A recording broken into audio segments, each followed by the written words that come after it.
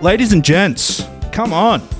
Welcome to Meet You. It is the show where Robbie Arnfield and myself, Dart Sultan, broadcast our friendship for your entertainment. Hello, it's good to be here. And hello, Robbie. Hey, Dart, it's great to be here. Hope you're doing well. There's a bunch of art and shows and shit going on in Sydney at the moment. And I had organised myself this deluxe week, hadn't I? Yeah. I took the week off work. I was going to see Yasiin Bey, aka Mos Def, do a 15th anniversary show for his for one of his classic albums, The Ecstatic. He was also doing another night tribute show to MF Doom. And then I also saw another hip-hop show, producer rapper Black Milk. And I was supposed to have work off for this whole time. Then there was films I was going to for the film festival. And then my cousin, who does a lot of the art for the show, was coming to stay with me. So I did all that. However, work asked last minute whether it was okay if I didn't go on leave because they needed me for work. So I did all that in between working, and I feel fucked. You're flat chat. I'm flat chat. I've been partying and working, and I'm pretty fucked up. But also what happened is we watched this movie, Kinds of Kindness, which is the new Yorgos Lanthimos movie.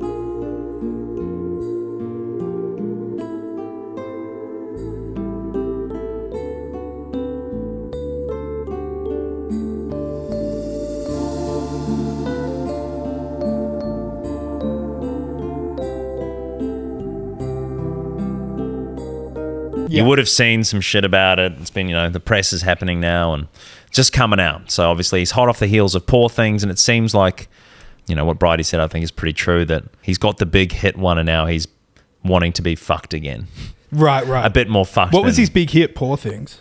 Poor Things was a massive hit recently. Yeah. But he's got other movies like The Favourite and like other ones that have been critically acclaimed. And now he wants to go back to being crazy with this one. I think so. Yeah. That's sort of the gist of it. But anyway, we went to see it at the State Theatre in Sydney for the Sydney Film Festival, and we had a pretty powerful experience with it. Here is Bridie and Dart talking briefly about their experience in the park. We've come out of the film all in different states. We've been affected by the film, and we have a lot to say, and so this is the purpose of this discussion. And Robbie's behind the camera. He's still mulling it over. Yeah. So, Kinds of Kindness. What happens when God rejects us? What happens when we reject God? And how far will we go to return to the beautiful light being shone on us once more? Are people better off having a God, even when his instructions are ridiculous and completely absurd? Why are we so much stronger when we're taking orders? Why are we so weak and pathetic and stupid when we're finally free? So I think, Josh, you put it really well. I think the three sections give us three examples of instructions that we take in our life. We take instructions from work, our bosses, our jobs. We take instructions from our partners. That's the second part. And the third part is religion. I don't think that instructs us. And we both agree that the second part was the most interesting. Yeah. Possibly because we're both romantics. Yeah. But also, I feel like the dream that she has about being back on the island that she was found on is potentially the key to unlocking the whole film. But those are the questions that the film left me with. And anyone who's seen any of Yorgos's movies knows that they're all about power and agency. I think the fun thing about this one is playing with the idea that we're so pathetic once we finally get this thing that we've been striving for, freedom. Oh, I quit my job and now I'm just like eating chips on the couch all day and like have nothing to complain about anymore. That we wouldn't even know what to do if we were given just a shred or a little sliver of that thing that we think we all want, which is to be free of these shackles. Yeah. I think that's awesome, and your take really, I think improves my take as well, because I don't think I read and understood, because the movie, as Bridie alluded to, was split into kind of three movies with the same characters. I think that I didn't notice that the film was split into 3 parts because it was shifting who held the power. I thought the film was wholly a criticism on capitalism and an exploration of how much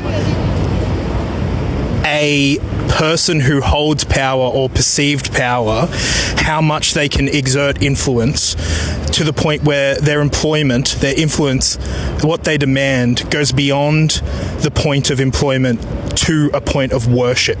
And it was a scathing, savage take on the way that we live life now and all the things that we forsake now as creatures born from God that are now worshipping the dollar rather than the divine.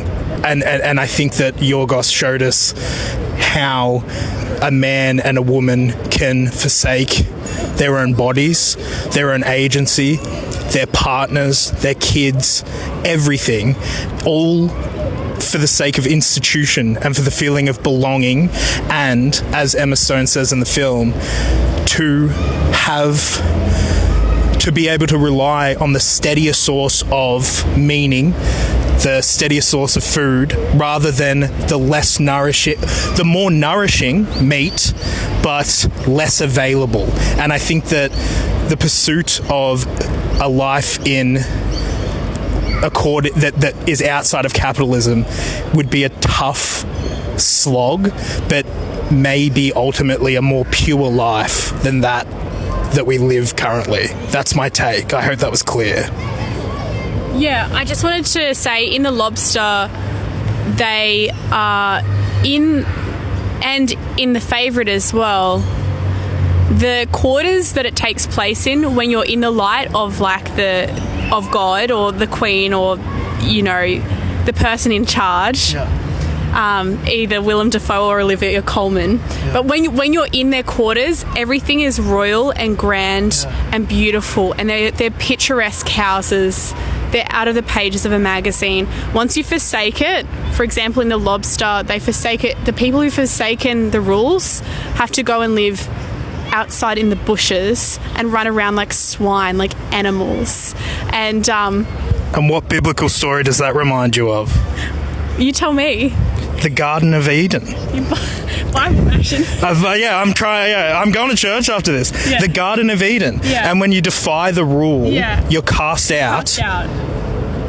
You're an animal now. You're an animal. That's fine. Because what was so interesting was Willem Dafoe, as the employer, as God, he never took away their free will because it would diminish the worship that he was receiving from them. He needed them to believe in him wholeheartedly to the point where they wanted to give him everything. He didn't demand it.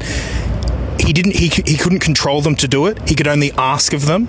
And that's what kind of the whole idea of like our relationship with God is, that we have free will. We have the choice to reject him.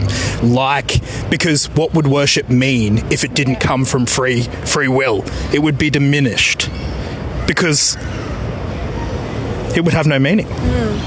Yeah, the more I think about it, the more the biblical references are feeling so strong. But I actually don't think it matters if it's God or your boss or capitalism or whatever. It's whatever power structure has control over you.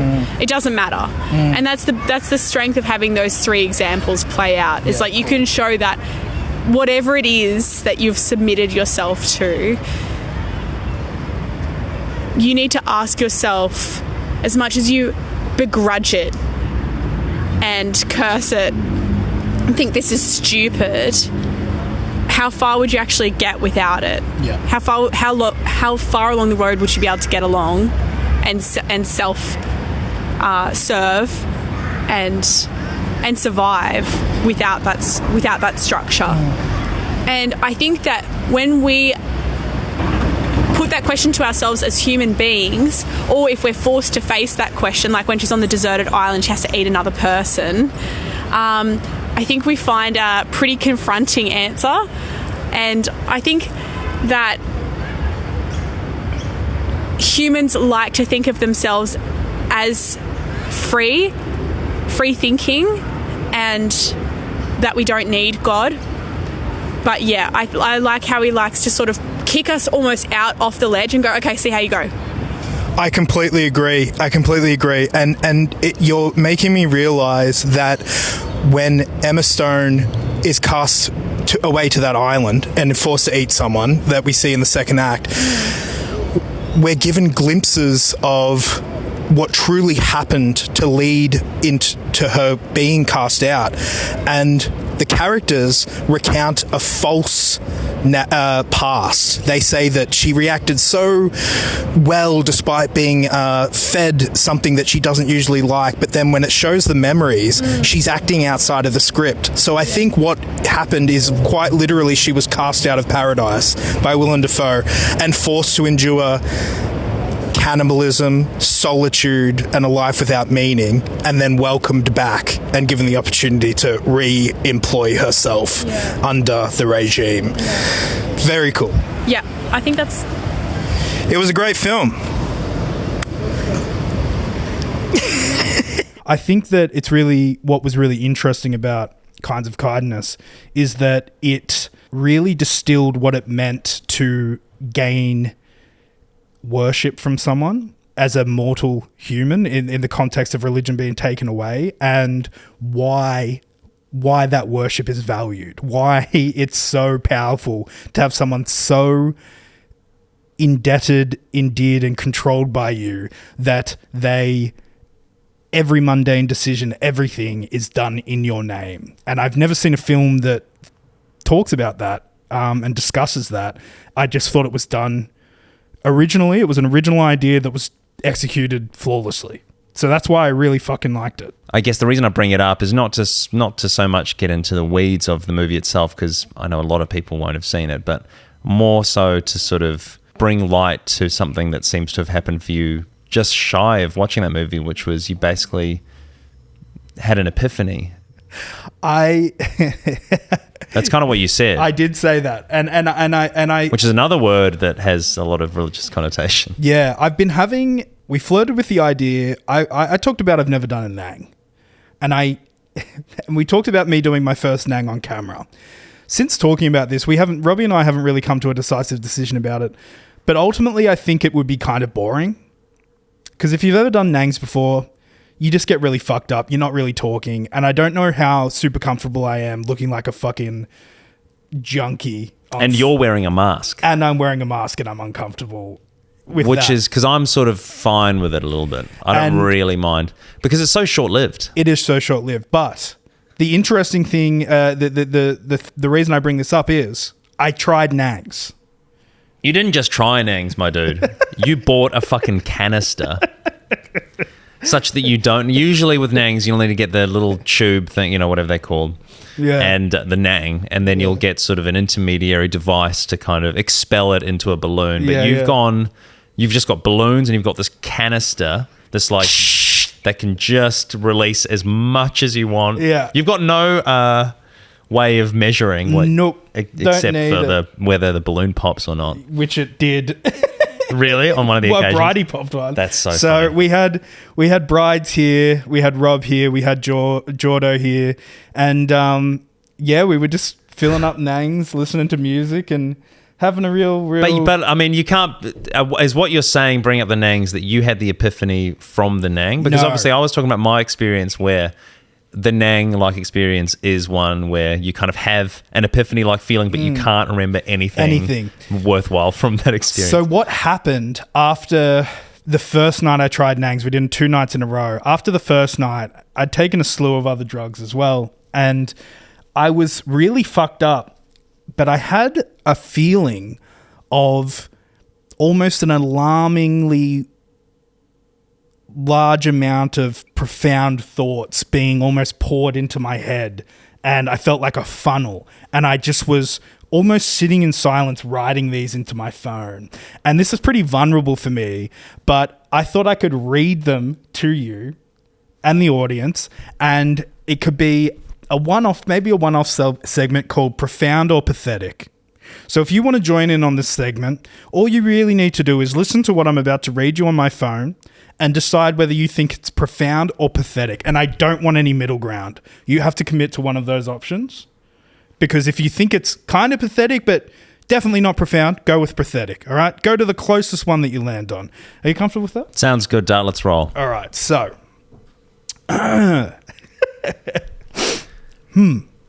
Because this is not only relevant to just the drug experience, this is also to do with some therapy that you've been doing and some sort of just personal learnings. This is not pure drugs, but this is, you know... I have been having a lot of introspective conversations and meaningful learnings. Exactly. Here we go. Humans are born to communicate. We all are single beings having our own experience. Our life experience can be thought of like a vibration. When we are close together, our vibrations affect one another. The vibrations remain unique. However, the rhythm and form of the vibration is affected by the other vibrations in close proximity. This results in the vibrations matching or rather assimilating to one another. Not identical, but similar. This phenomenon can be observed physically or intellectually as a group of humans we call a culture. A conglomerate of similar vibrations that echo through time within close proximity to one another. A smaller and more concentrated representation of this vibration conglomerate is a friendship circle. If we consider existence to be like a pond, both surface as well as depth, communicating life experience provides a proof of work of existence. A ripple on the pond's surface. The bigger the ripple, the more we prove our existence. The more we communicate effectively, the bigger our collective ripple becomes. The more influence we have, until our story, our ripple, becomes a wave, not only affecting the surface of the pond, but the body of water beneath the surface, and eventually a tsunami that breaks the sphere, to break through its sphere of influence beyond the body of water, but into the skies, and our water becomes rain. It seeps into the soil, influencing what grows from the ground, what the wildlife of existence eats, changing the DNA and the idea of life itself. The pattern of influence described above has been discovered in our very DNA.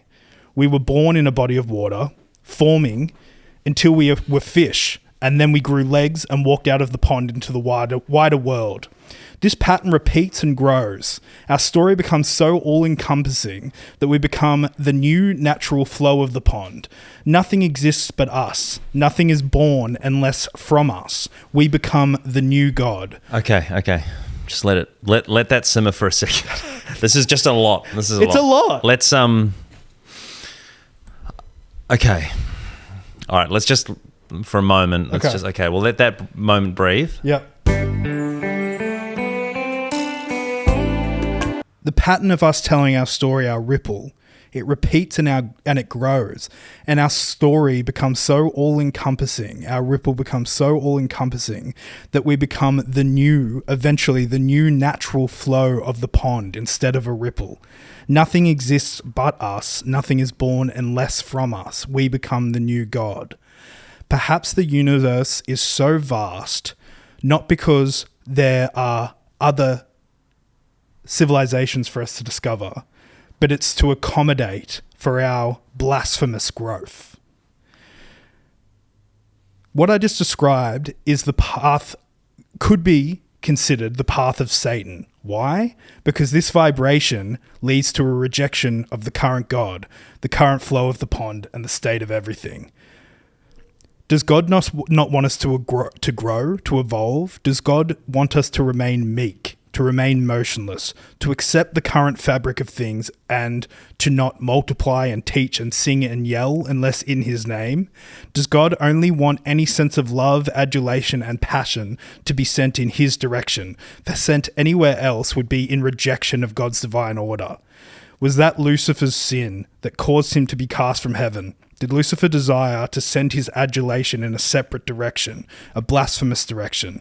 Did Lucifer's desire to do so present as a direct defiance of God, therefore having Lucifer cast furthest away from God at his polar, the coldest part of existence, hell, a human's pawns in a chess game between two divine titans?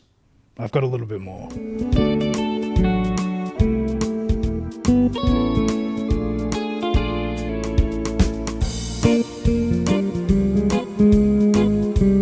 Power corrupts. We know this. Of course, Lucifer became corrupted. He was the closest to the all-powerful. However, we do not see God as the source of corruption because he is the source of all. He is the state of all things. Despite this, Lucifer was still corrupted nonetheless, as is the law of power and corruption.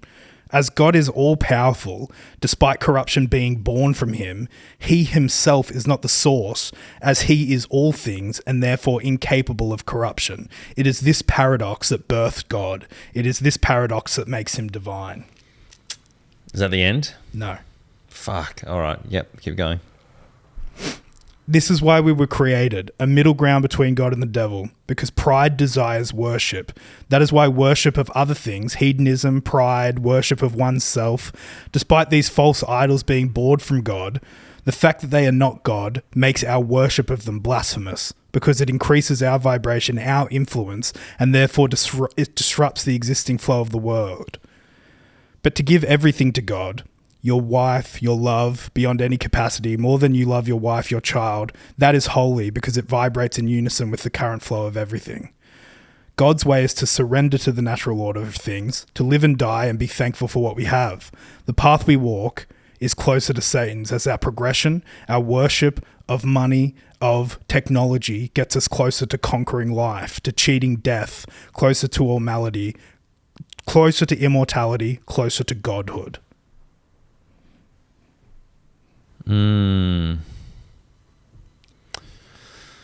Yeah, very druggy. Very druggy? Super druggy. Yeah, like there's a lot to unpack there. The profound and pathetic, and me reading this to you, was really like a litmus test for me feeling as though this was interesting and just wanting to make sure that I wasn't just like losing my shit. And the reason why I read this in response to us talking about kinds of kindness is because I feel like what was explored quite obviously in Kinds of Kindness was the idea of William Dafoe's character being, you know, kind of like a god, at least and at one point Jesse Plemons' character and then Emma Scott's character being kicked out of his protection, kicked out of the Garden of Eden.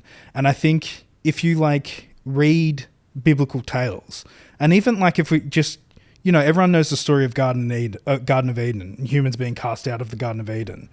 We're essentially told in the Bible that we have everything we need.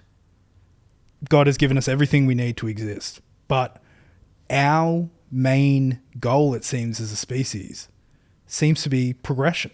That's what we do. We try and be better, which requires more. And I wonder, it touches on something you said to me a long time ago about 4G towers and 5G towers, when you said, is that actual progression though? Just because it's now faster and it's now this, like do we need that? And then that made me think, do we need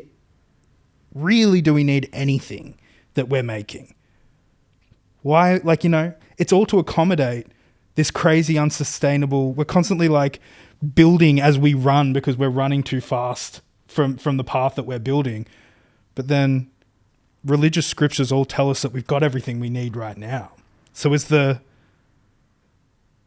I feel insecure right now, yes. Well, I think it's very vulnerable. I was thinking when you were reading it out, it's very vulnerable of you to share that.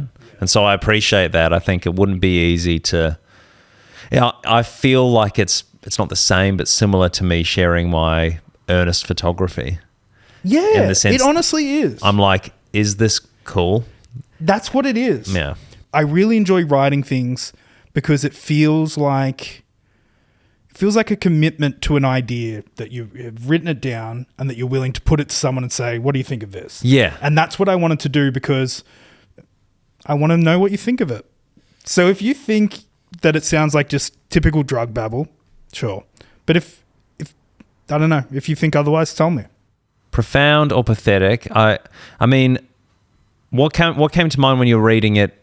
Two things. Firstly, finally dipping in my toes into this D.H. Lawrence book, Fantasia of the Unconscious, Psychoanalysis and the Unconscious. And he's got some, I've just flicked through it, he's got some interesting ideas about like the power of the moon and education and stuff like this. And he has this foreword in which he kind of lays the groundwork for why he's doing this. He's like not an academic, not a scientist. He's a well-regarded author of novels. And he's just got some thoughts on some various topics that he wants to put down. And so he's got this really interesting foreword where he kind of basically says that science has its limits. Our sort of reverence of science as we currently know it, which is basically sort of an obsession with cause and effect phenomena, has its limits, and maybe earlier civilizations kind of had a more beautiful conception of science that was had more life in it. And so he says this thing, I do not believe in evolution, but in the strangeness and rainbow change of ever-renewed creative civilizations. I like that a lot. So rejecting the idea that we evolve, that we progress, but more that an earlier civilization is just a different creative. Let's see how this chimes for you. Men live and see according to some gradually developing and gradually withering vision. This vision exists also as a dynamic idea or metaphysics, exists first as such. Then it is unfolded into life and art. Our vision, our belief, our metaphysic is wearing woefully thin, and the art is wearing absolutely threadbare. We have no future, neither for our hopes, nor our aims, nor our art. It has all gone grey and opaque. We've got to rip the old veil of a vision across and find what the heart really believes in after all, and what the heart really wants for the next future. And we've got to put it down in terms of belief and of knowledge, and then go forward again to the fulfillment in life and art.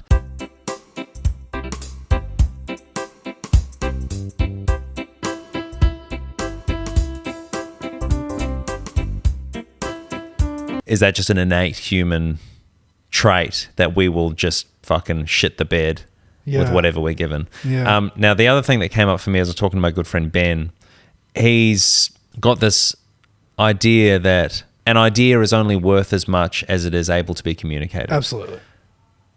So would you feel comfortable trying to summarize some of what you were trying to communicate there at this time? Fuck me. That will look so crazy. But why? Yeah, fuck it. Will it look crazy? I think it will look crazy to some. Yeah. I'm willing to just like literally do a deep dive on what this is saying. Fuck yeah, let's do it. But I'm also is this the epiphany that you're talking about? Is this it? Because I feel like there was something else that we held back from talking about, and you're like, fuck man, I've got so much to say. Like I've had these. Because it was when you finished that work. Remember, you finished, there was all this work that was hanging over your head. And you stayed up literally all night. Yeah. And this is when I wrote this as well. And I was talking to you at like midday the next day after I'd finished work, and you were like, I just feel so good. I feel like I can do things again. Like I've had this fucking epiphany, man. It was a mixture of this and what I told you about what happened in therapy, which I need to communicate better as well. The thing I think that's hard is that some of these learnings, some of these things that happen, they're really hard to put into words. There's something that need to be felt sometimes. And I think that's where that in lies the challenge, I've been talking to a friend recently that's been going through a tough time, and I've reckoned with this idea that, as we've talked about, I have the capacity to dish out how I think things should go. You do, yes. And I've been reckoning with that and how much it's impossible for me to fully feel what somebody else is actually going through. So there's a painful situation happening with my friend. Yes. There seems to be an unwillingness on their part to consciously accept that what I'm saying might have some relevance. Yes. I said to this person, I feel as if, I think to your mind, what I'm suggesting you do is cut off your hand. That's a crazy thing to hear. And I think I understand through that analogy what the feeling must be like to hear what I'm saying. Yeah, yeah. Do you know what I mean? Yeah, Do you know what I mean? Yeah.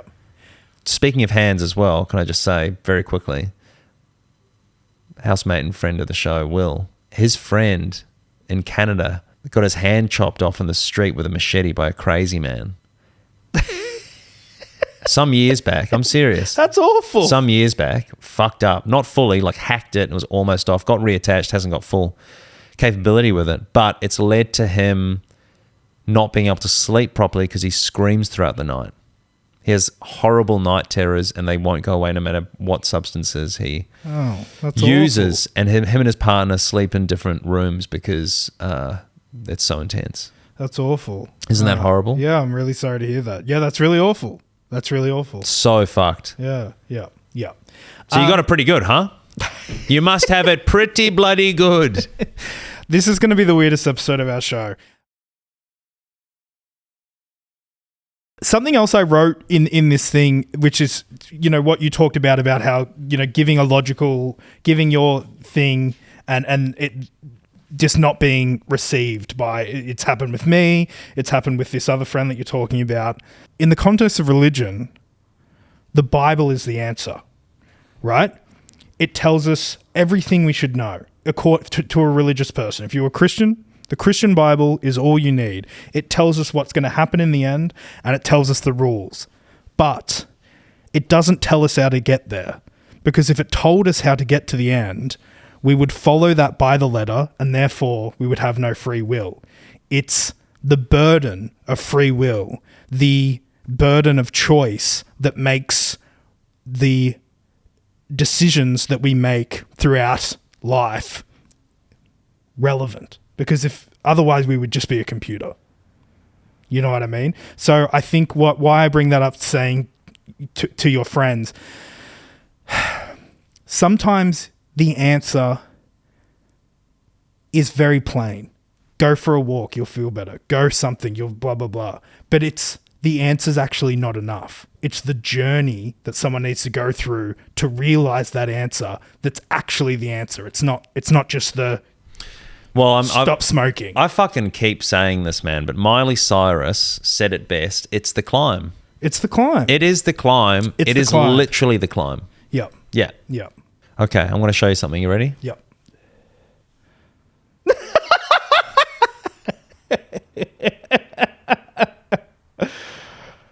Get it away from me. I don't want to look at that. So BWS_AU, so the Beer Wine Spirits BWS Instagram page has uploaded a Brat meme, and it's, instead of Brat, it's just the green Brat Charlie XCX new album. It's just BWS. It's very funny. What do you think about it? We couldn't help ourselves. It's going to be a Brat winter at Charlie XCX emoji. Oh, yeah, it's rough. It's rough. So we've got to just touch on Brat very, very briefly. Sure. I've been really clear, I think, for years now. Years. I only want one thing, and it's for half of Charlie XCX's wealth to be obliterated, to be removed from her use. When that happens, then we can talk about anything. But until that happens, and I've been really clear for years that this is the only thing that needs to happen in the West. You think that her wealth needs to be halved before Taylor Swift's wealth is halved? I think the wealth of Charlie XCX needs to be halved. Do you think it would be more just for her wealth to be halved over Taylor Swift's? I'm not talking about, wheres and why-fors. I'm talking about Charlie XCX. It's just why just halve her wealth. No, that's all because I've she's been very clear. She's one of the only people in that space that fucking deserves everything she has because she makes it, and she's the fucking mum of it all. Look, what do you not understand about that? I just couldn't be any clearer, and I think which probably it's my RFK has the COVID conspiracy thing. Like, this is my thing. Yeah. This is my platform. If I was running for office, this is my platform. Should we halve Charlie X's wealth? Because yes, you don't we like should. her music. I'm not saying reasons. It just should be halved. It just, in the same way that, we're talking religiously like things are so. It is so. It is so Right. that Charlie has half more money than she should have right now, and I think mostly for me it's to do with KFC's overuse of her "I Love It" song. Yeah. I mean, and I mentioned that, but I think also, and you know what? Power the fuck to you if you like her and her music. Power on. Thank you. Keep listening. Keep listening. What's interesting to me about this whole Brat phenomenon, which is it's a big phenomenon right now. Sure. It's a big thing. Needle Drop gave it a 10. This album. Correct. Taylor Swift feels threatened. You might have seen in the news. It's something that I wasn't actually aware of, but Taylor Swift has been doing this thing where she manipulates the market in various regions with different versions of her album to stop other artists from reaching the top spot, which Yes. she's occupying. Yes. Correct. Wild behavior. Wild behavior. It completely at odds with the whole like big upping other female artists and everything. So she's done it to Billy. She's yeah. done it to Charlie. Yeah. Probably somebody else. She's done it to a slew of like K-pop artists too. Apparently. Really? Yes. I don't like Taylor Swift, but I do. Nor do I. I do think that like I do kind of. She's gotten to this like fucking presidential level of like power and influence, and I think it would be unfair to ignore the fact of what you told me that Paul McCartney apparently does this. Well, he definitely. I think he does a lot of variations on his albums, and I can't help but feel it's the same play. Yeah, because he loves being number one. Yeah. Like he really loves being number one. And I think it comes to the fact. Like it comes down to the fact that like when an artist gets as big as Taylor Swift, like I think we would be remiss to think that she is not managed and controlled and tasked with the role of being the biggest and most lucrative she can be for her and her. How many people would she employ at this point? She's a business and she's the CEO. She's obviously the figurehead, but she's not like making these decisions as an artist. I think these are decisions that are put forward to her and she signs off on them because like, why not? Oh, look. That's what I think she likes being number one too, but I don't think she's like, now we're going to put this out when Charlie XCX releases her album. Like, I think it's a lot more. Okay. That's what I think. I actually don't. I'm not saying either way. I don't think we can say conclusively anything to do with that. I think that it just sucks. Yeah, it sucks. She's obviously signing off on it, so it doesn't really matter whose idea it is. Yeah. She could probably just be like, oh, nah, I think they're all right. Just fucking hell, chill out. Like, I'm all right. Like, any sort of reasonable person would fucking, but I think there's a quote from Lana Del Rey somewhere saying, that she let out that Taylor said to her, like, yeah, she just loves being number one and she'll like kind of do anything. Yeah. Look. I think she loves being right. on top. I think she loves being on top. Yeah, it's disgusting and I hate it. And I think that like I listen to this other podcast called "We'll See You in Hell" that I love, and Pat Walsh, the host of that, said something that I said about Taylor Swift. He said, "I don't like Taylor Swift's music, and I'm not a fan. I never." Meant to be a hater of her, but I've become a hater because it's like we now have a queen and I don't want a queen. And she's in my life, she's talked about every day, and I resent that. And now I'm a hater because I have this fucking this monarch that I never wanted in my life. And I feel the same as that as well. It's like you're forcing me to weigh in because it's way beyond fandom at this point. This is like crazy. So Vivid in Sydney is like, it's Sydney's answer to, I don't know, it's Sydney's attempt at being culturally Sydney's culture. It's what does Tassie do? Dark Mofo. Yes, Dark Mofo. Vivid is Dark Mofo. Yes, it is. Yeah. Vivid is Sydney's Dark Mofo. Yeah. Absolutely correct. Yeah. And you've got various overpriced, sometimes cool events. Lots of food trucks. Have you seen some of it? None, but you've told me. I'll share a photo here. If you're watching the video, you'll see this. There is hour-long queues for $25 chicken burgers or churros. There is a line. It's freezing cold. There's no interesting stuff going. They're in a line in the freezing cold for an hour. Yeah. For a $15 churro. yeah. I'm serious. Like, Yeah, who are these people? Yeah. Literally, who the fuck are these people? I don't know, man. I don't know. It was really fucking actually quite confronting walking through these people. And like, I felt, when you were saying as you were writing your epiphany thing, you felt kind of crazy. I felt crazy. Yeah. I felt really crazy walking around being like, I completely don't understand what you're doing. There are a lot of people, and I realize this is what they like, and I'm not as into it as they am, and I should not be as judgy, but I found it so confronting realizing it as an adult that there are a lot of adults I know who their most interesting thing is food. Delicious food. It's their... We love food. We love good food. We love food, but I'm saying they're going out to a show is lining up to a food truck they saw on Insta. Like there's people like that who are out there. You guys know it. You guys might be some of them. We're going to do that with Spanion's fucking kebab. We are thinking about going and doing Spanion's kebab. We're going to do that. So I went 2 nights to Yasiin Bey, Mostef, who's collaborator of Kanye, who's, an actor. He's, Be Kind Rewind with Jack Black. Which his face. He's awesome. And he's a Renaissance seems really cool. man. He is so cool. He's so underrated, chock full of integrity, chock full of charm. He's timeless. That was really cool and really enjoyable. And I was right up front and I was just stoned in my own space, doing my own thing, enjoying the show. Anyway,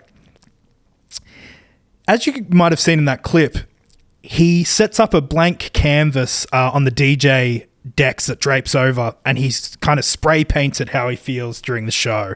Some may think that's lame and pretentious. I think it's sweet.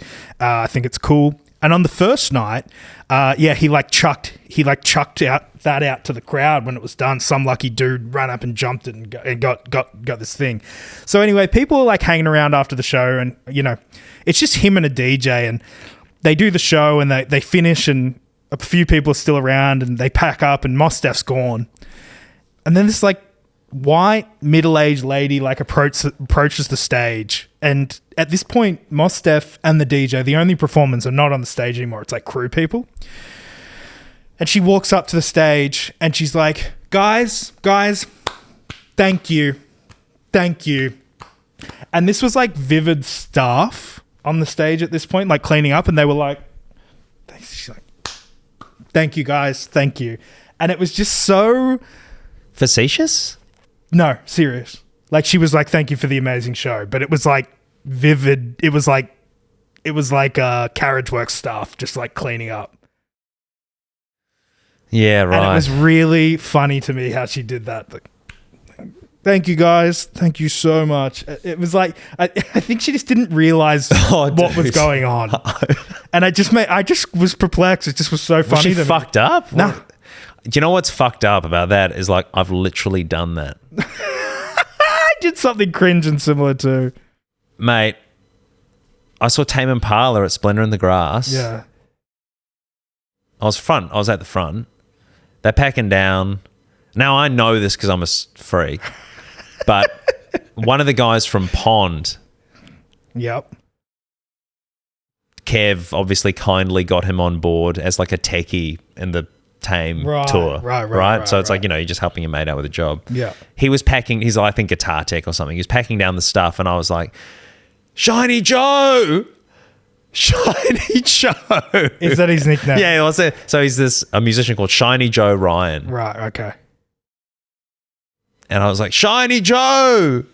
Shiny. And he just, Yeah. And I don't know what I think. I was obviously a bit drunk, but it's. You're excited. Again, I was excited. One of my worst memories.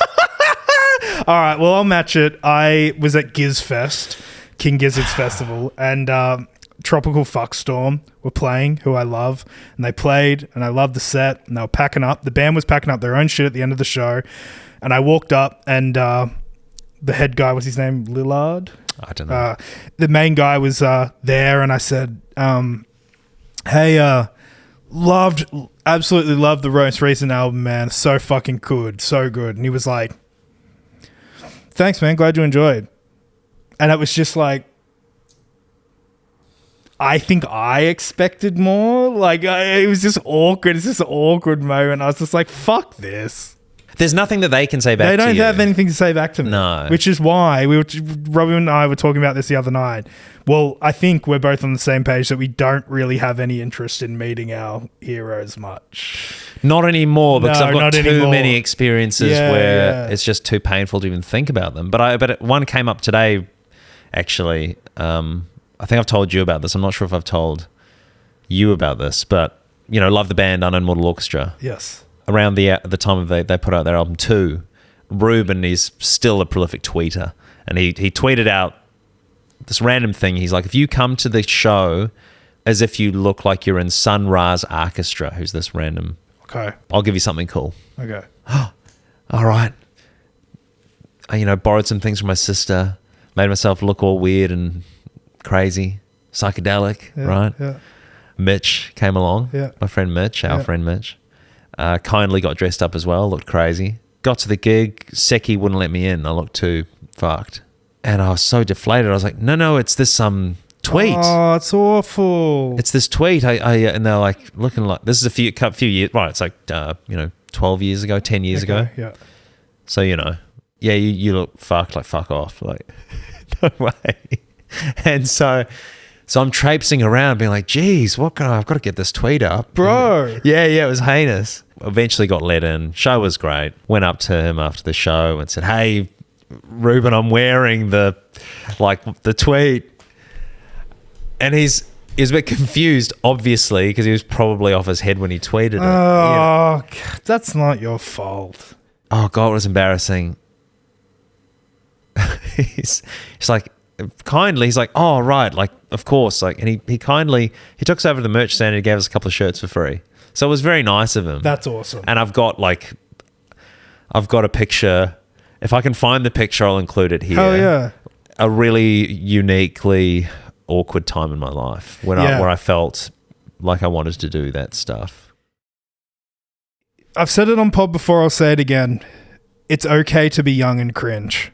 Yeah. You do cringy things because you're learning, and we when we were younger, we were really excited about being in close proximity to this art and participate in a way with these people we respect that we've never been able to have the capacity to do before. So you do it, and then you realize it might not be everything that you thought it would be. It might not be this I accept you moment that you think it's going to be. Arj Barker, comedian, played a show in my hometown. I was obsessed with metal. I was 15 years old. I knew Arj Barker was a big fan of metal. Oftentimes he wore Black Sabbath shirts to his to his shows. I wore my Black Sabbath shirt to his show, and then he was talking about music on stage, and I yelled out Black Sabbath, and he kindly said, let's keep it to bands I know jokes about, and gave me a pass and brushed me off. But I heckled Arj Barker as a 15-year-old, and mortified. And I'm 33-year-old man now who would never do something like that, and I am so still mortified by telling that story. It's mortifying. Mordecai is a movie that we're gonna watch now because you have made it so. Dart put a call out on the Welcome to Meet You Instagram. Hey, should we enjoy this thing? Yes, we're going to. The votes came in, and it's yes. But before we move away from those, make us feel better, please.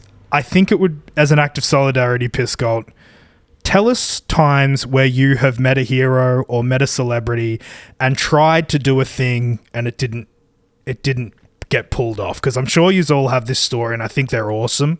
And I would love it if you were comfortable to share that with us, even if it was wtmypod@gmail.com or an inbox. We can share it on a future episode and maybe touch base with some of the times you've acted the fool in front of a hero or someone you look up to. I think that would be funny. Absolutely. And feel free to comment below as well. Please. Comment below in the YouTube comments. And I have to say that the YouTube comments, thank you so much for getting in touch in the last YouTube upload that we did. People complimenting my skin. Yes. Which was baffling, I think, to both of us, but thank you so much. Everyone saying Robbie had beautiful skin, but more importantly, everyone loving Robbie's art. Robbie's photography. Yeah, it's really nice. So, I'll show you a couple more now if that's Please. okay.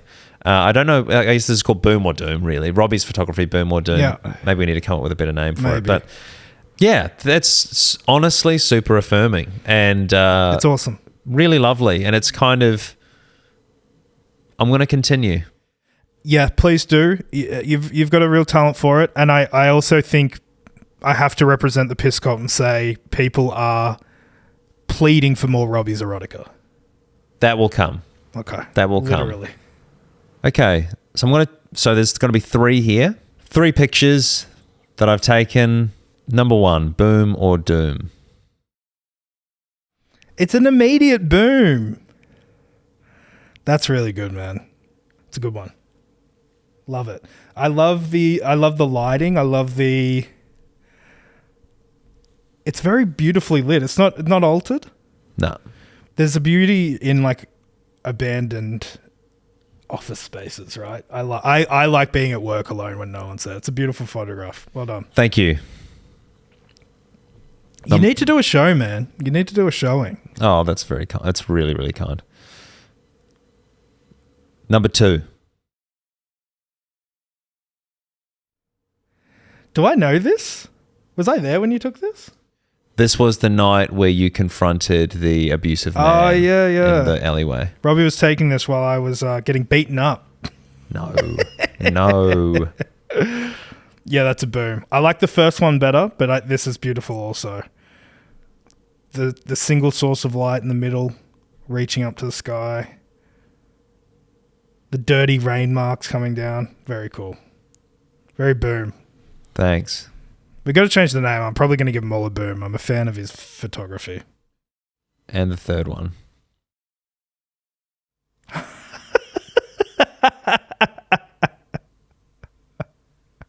That's good. That's a boom. Very good.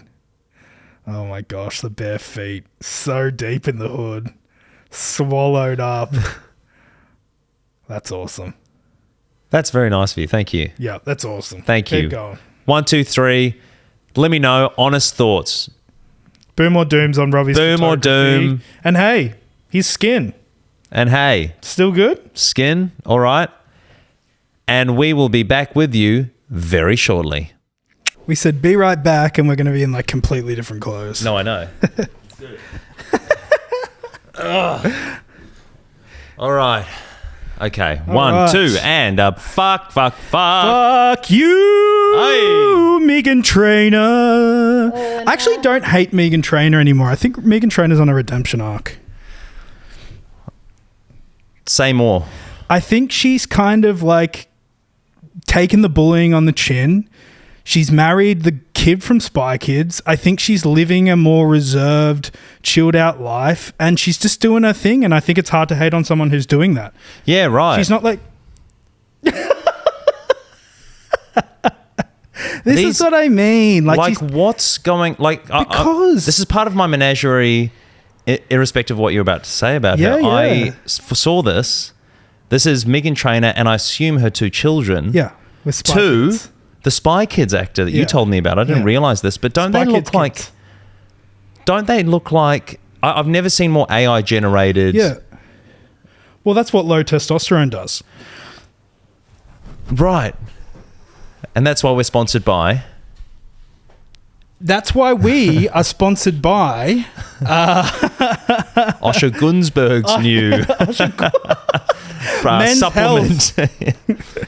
I'm going to tell you guys, I invited Usha Gunsberg onto this pod. And he said he'd get back to me. He didn't get back to me, but what he did do was take the WTMYpod at gmail.com email address and sign it up to the mailing list for his podcast. So now we get emails as if we're fans of his podcast, which, look, I'm not opposed to. I still want him to come on the show, but I thought it was a tricky, slippery, fucky move. Very, very funny. Now, we've taken a little bit of time here such that I can read your epiphany. And thank you for doing so. Thank you for sending it through and sharing, because as we mentioned earlier, it is quite a vulnerable thing. I've got a few questions, if that's okay. Yes, and can I just say before you get into them, Yes. this is a rare moment where I have been feeling quite self-conscious about something that we talk about on pod. Okay. I'm really nervous that people are going to go, Dart's losing it, which will make me so anxious. Yeah, okay. And so I've been feeling self-conscious, but I'm trying to just be fine with it because whatever. I think it's okay. As I said earlier, I think it's just druggy. Yeah, really. it's definitely druggy. It's what they do. It's what drugs do. So drugs do. This is remnants. These are the embers of an experience. Yep. And I think you're okay. Okay. I shared it with a couple of friends to see what they thought as well. Because I also feel like once I did read it properly and mulled on it, there's a lot going on. It's dense. Yeah. There's a lot going on. There's a lot of certainty in places and a lot of kind of logical leaps that were too much for me. So I reached out to people that I think have better comprehension than me. Wow, I'm so interested. If you're okay with that. When is there an instance... Sorry, this podcast is dope. When is there an instance where a druggy rant is put to the litmus test of the masses? Come on. This podcast is dope. It is it's awesome. Good. It is. Like this? Yeah. Awesome. Yeah. This mask I have? Yeah. It's dope. Nimbin. Nimbin. We're the Nimbin of podcasts. We're the Nimbin of Crinbin. All right. So, as I say, there's a lot going on there. Question numero uno. What is wrong with you? No. Right up top, I'm going to give you my overall feeling on what's going on as a general summation, and then we can get more into some weeds, if that's all right. Great. I think it's you working through something personal with a profound lens. I think that that's a good insight, and I think you're correct. The bigger the ripple, the more we exist. So I guess I have questions about what you mean by existence. Yep. A wave, a tsunami, the changing of the DNA of the idea of life itself. Yep. On and on it goes until it becomes blasphemous growth. Yes. So these are some logical leaps that I have queries about. Yep.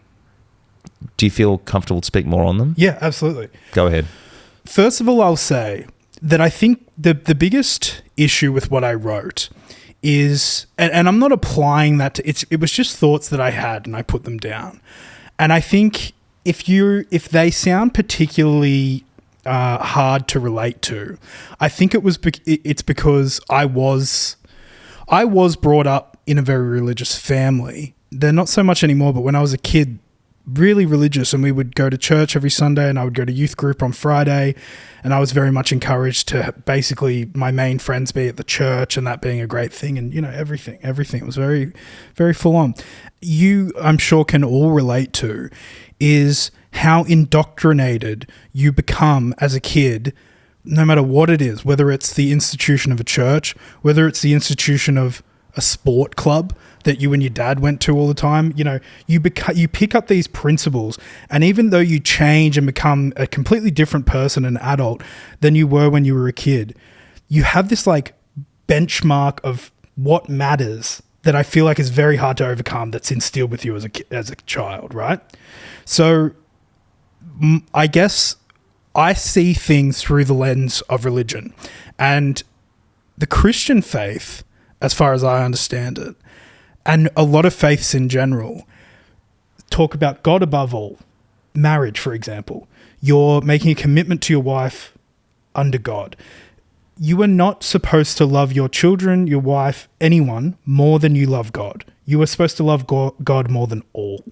Do you know that? Absolutely. In most faiths. And it was a concept actually that I found particularly confronting when I was in the youth groups and all that sort of thing. I was like, what do you mean? I was like, this abstract nothing concept? It's really tough to grasp. And I oftentimes feel as though if that is a message that, and this is where my fascination from it comes, because I feel like now as an adult, I feel like I can understand that concept way more. about putting God, if you were a true believer in a God, then really it like that's what you should be doing. If you believe all those things, like it makes sense that you're so thankful for this creator that created everything you love and yourself, that you give everything to them, that you worship them. You know what I mean? If that's what that God requires from you, which most gods do. So that concept is something I've struggled with. And when I was in church, they would talk about, you raise your kids in God's name.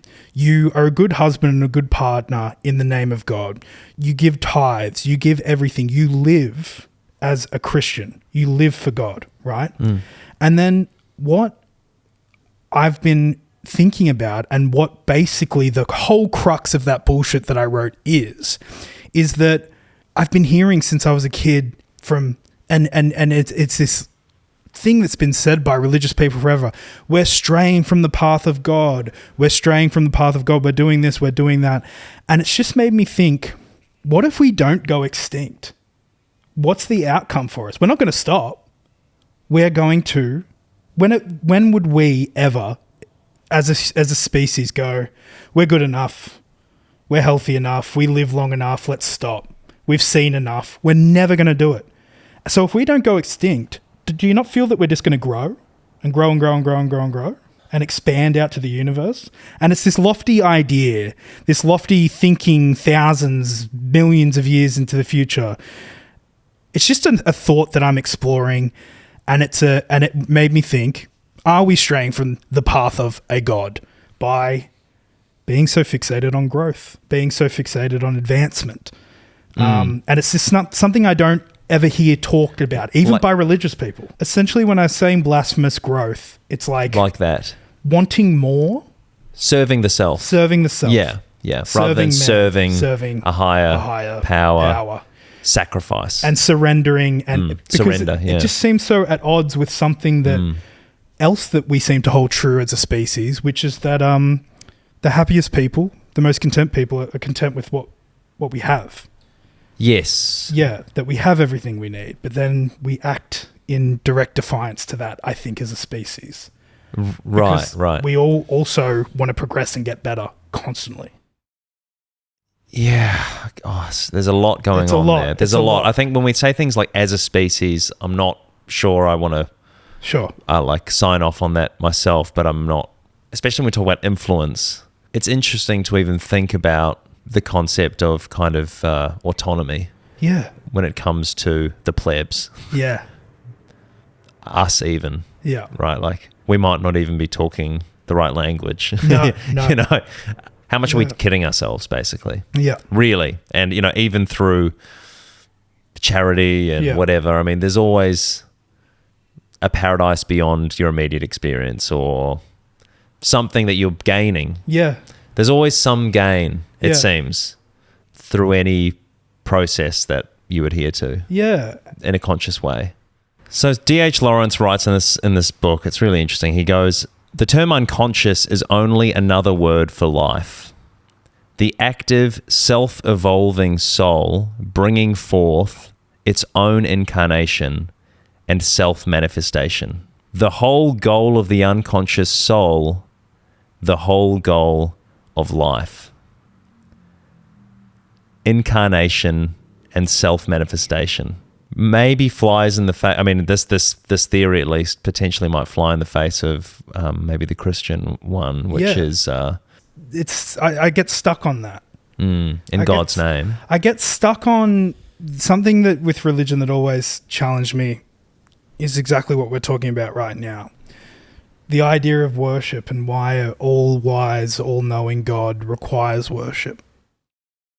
Yeah, it's an interesting question. And speaking of, looping back to your Epiphany text, one last sort of big question that I have for it, you touch on corruption. Yeah. And how, you know, Lucifer was corrupted. Yeah. And there's also the acknowledgement that power innately corrupts. Yes. And God is the all-powerful. Yes.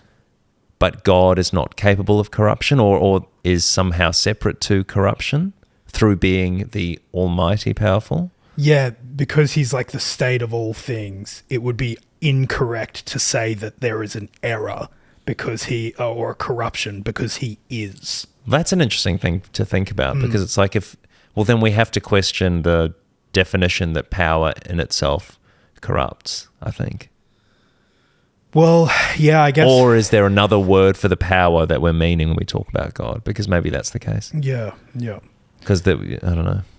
Yeah, it's lofty, and you know, I think what the answer is that I should stop doing drugs I'm still going to do drugs occasionally and have fun with that, but I should spend less time doing drugs and playing Fortnite, and then while I'm in the lobby waiting for Fortnite, being like, hold up, guys, and writing this, and maybe read some shit. And stopped. I think I would be best served to, if I have these questions and these thoughts, to consult some greater minds than mine and read, and it might inform me. So stay tuned. We might revisit this down the track when I've read some more stuff on it, because I am very interested. And I should read, right? There's been brilliant texts on this very thing, I'm sure, the nature of God. I think I've got the mind of God sitting right up there on my shelf that I haven't read. So I will, So my estimation of what you've written is essentially that you might be talking about something personal, I suppose. Mm-hmm. Friend Ben. Yep. Said that evil can be something that makes us communicate, which can be a good thing. Different version of a common idea. God achieving something through humans that he couldn't do himself, which I suppose speaks more to what you were saying about the free will thing at the end. Yeah. He brought up this interesting Jewish concept that I had not heard about before called tikkun olam. Yeah, I don't know. I don't know about this. So I'm just reading the Wikipedia. Yeah. It says, it's a concept in Judaism which refers to various forms of action intended to repair and improve the world. In classical rabbinic literature, the phrase referred to legal enactments intended to preserve the social order. In the Aleinu prayer, it refers to the eradication of idolatry. In Lurianic Kabbalah, the repair is mystical, to return the sparks of divine light to their source by means of ritual performance. In the modern era, I think it generally is referred to as the pursuit of social justice and that kind of thing. But yeah, interesting concept there. Yeah. Something to mull on. Yeah, very cool. And Monty as well, friend of mine, he said, in my humble opinion, I think it is pathetic, but it has moments of verging on profound. I appreciate that, Monty. Thank you. So I think that's really the best I could hope for. I agree with that. Yeah. And I hope you're all right with that. Absolutely, I'm fine with that. But what does ChatGPT think? I put it in ChatGPT. I said, does it make sense?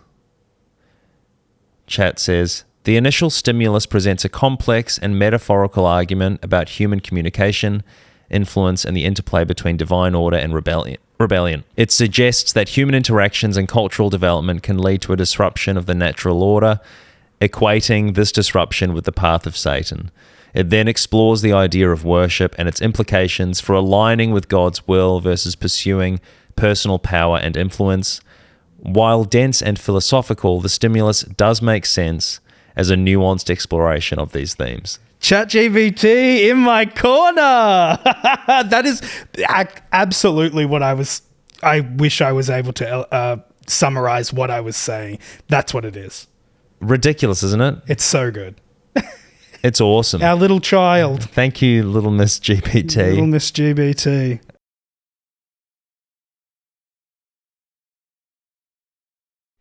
.360. When you're in the mirror, you're just looking at me. When you're in the mirror, do you like what you see? I'm Julia, I'm so Julia. Is that her song? That's Charlie XCX. Oh. Julia Fox doesn't have any songs. No, I didn't think so. I was surprised. But she a bad bitch. She a bad bitch. So if you're listening to this, Dart's holding up this book. Down the Drain, Julia Fox.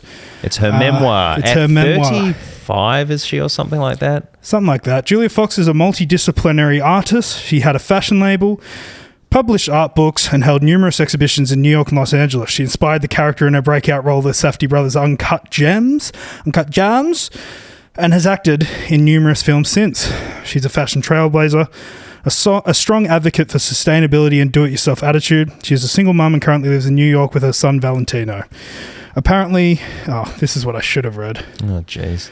But apparently she's had a very interesting life. Yeah, she has. Friend Charlie listened to the audiobook and said it was pretty engaging, full of kind of druggy boyfriends that are not doing very much good, and she's in New Orleans slinging crack, and she's addicted to heroin and all this sort of shit. It seems pretty full on, and she's with the artist, aka Kanye, and very interesting. Let's see what it's like. Good on you. I'll read it, and when I've read it, I'll tell you what I reckon. But awesome, and we'll have to leave it there for now. But please, Piss Cult, I realise that this has been a very lofty, disjointed, convoluted, ignorant. Yeah, I hope it hasn't been insufferable. And I think it definitely kind of speaks to where maybe we've both been at in our personal lives, or me at least. Oh, yeah, it must be me as well. I mean, I think what I'm hoping is the case here is that you feel emboldened, dear listener, to please share your own thoughts on what's been going on in the comment section at the Gmail, WTMYPOD@gmail.com. Hit up the Instagram inbox or whatever. Just feel free to let rip on your thoughts on this, because I feel like we've hit the glass ceiling of the limited IQ that we're in the share. forest. Yeah. And if you've got a bit more of a helicopter view, or you feel like you know what's going on, hey, come through. Yeah. And if you've got any friends that you could set me up with, like girls? Yeah, girls. Yeah. That might be down to talk about that sort of stuff. That, horror movies, cryptocurrency, Fortnite. Are there any deal breakers there? Like, do they have to be interested in all those, or there's something? No. There's deal breakers, but they don't have to be interested in all those. Oh, okay. Yeah. I could never date someone who walks outside barefoot. Huh. Yeah. Never do it. Would never be ever do it, ever. Black feet, gross feet, walking them back into the house. It's too much for me. It makes me itchy. It's so disgusting to me. It's too gross. Getting into bed. Oh no, you've got to wipe your feet before you get into bed. No I realize matter. I realize that, but there's people who will go to the supermarket barefoot. That's what I'm talking about. Those people do exist, and there is a Facebook page for them that I love. Yeah. Called Barefoot is Life, I think. Or Barefoot Living. Yeah, Barefoot Living or something. And they always say, they don't pay my bills is sort of their tagline. So it's a lot of pictures of bare feet in public spaces, often supermarkets or even on a steering wheel. And they don't pay my bills, so I can do this. Okay. Yeah. Do you know if you have any absolute deal breakers?